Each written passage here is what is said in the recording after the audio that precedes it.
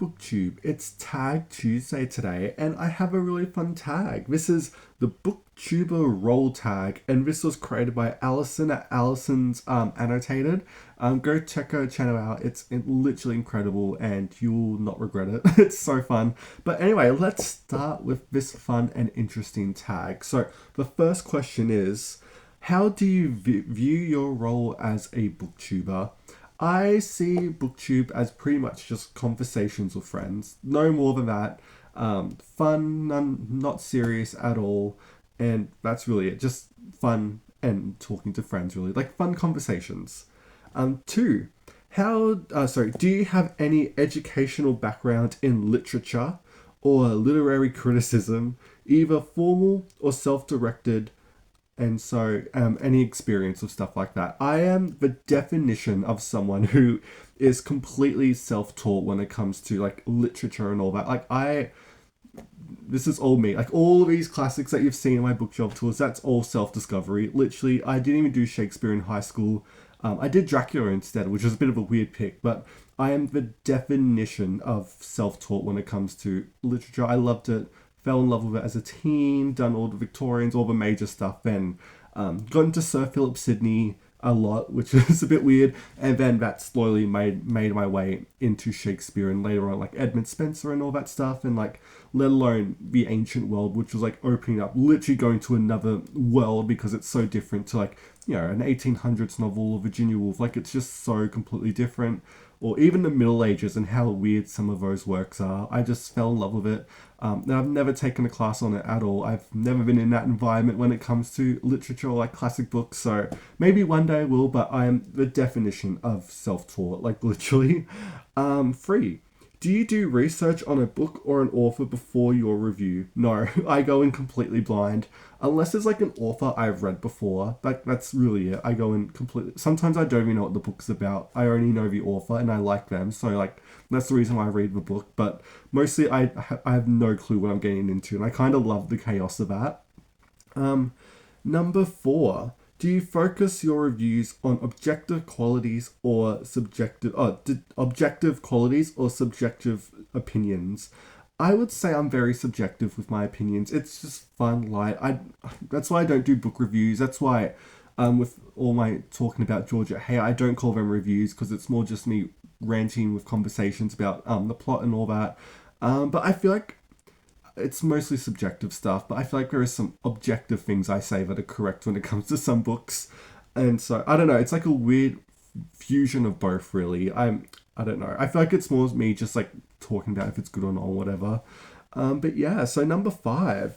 Have you ever received a free or advanced reader copy of a book from an author? Did that impact your ability to read and review the book? I have. I actually received last year a copy of a new Gough Whitlam biography by Troy Bramston. He was lovely enough to contact me and send me a copy.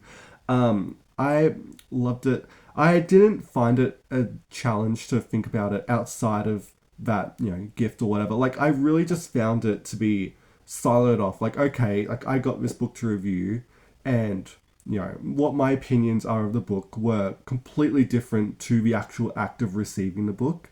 And that's really it. I don't think it's that hard to differentiate or silo off, really. And it didn't really change my ability to read the book too. Like, you know, I don't know. I think they're just two completely different things in my mind. So I've never struggled with that at all. Number 6, do you review every book you read? I try to, but sometimes some books slip.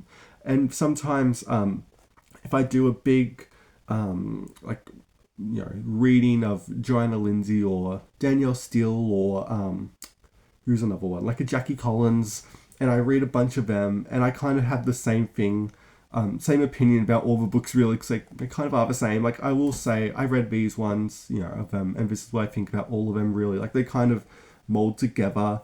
If I'm doing the same books by the same author, like I'm doing some Joanna Lindsay right now, and especially doing her backlog, like in the early 80s, it's not the best, and I kind of have the same thing to say about all of them as I, like, it's really weird, but normally I try to talk about everything, and sometimes some stuff slips, but I have reached my 200 books this year so far, which is insane, and I want to do another video about that at some point or talk about it, but whatever.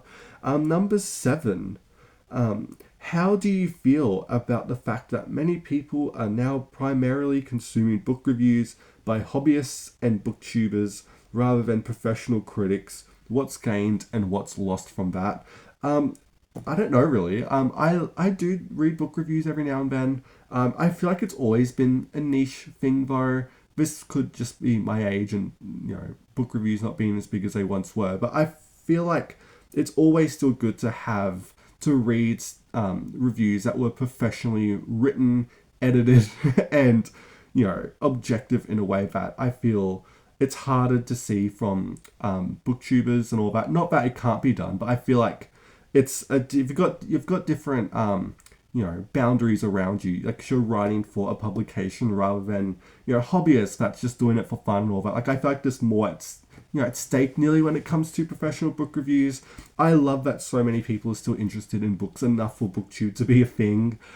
So that's the community aspect I love and all that, the sharing. But I still think it's a good mixture of both, really. I think it's good to have a fun hobbiness of all that stuff, light conversations, but also have space for some serious book reviews too. And I really love both of them, to be honest. And number 8, tag others. I'm not going to tag anyone in particular, but if this tag seems fun to you, literally do it. There's some really good questions here that you don't get asked a lot, and I had so much fun doing this. And go check out Allison's channel because it's such a lovely channel. And yeah, let me know what you think about my responses today. And thank you so much for watching BookTube, and I will see you next time.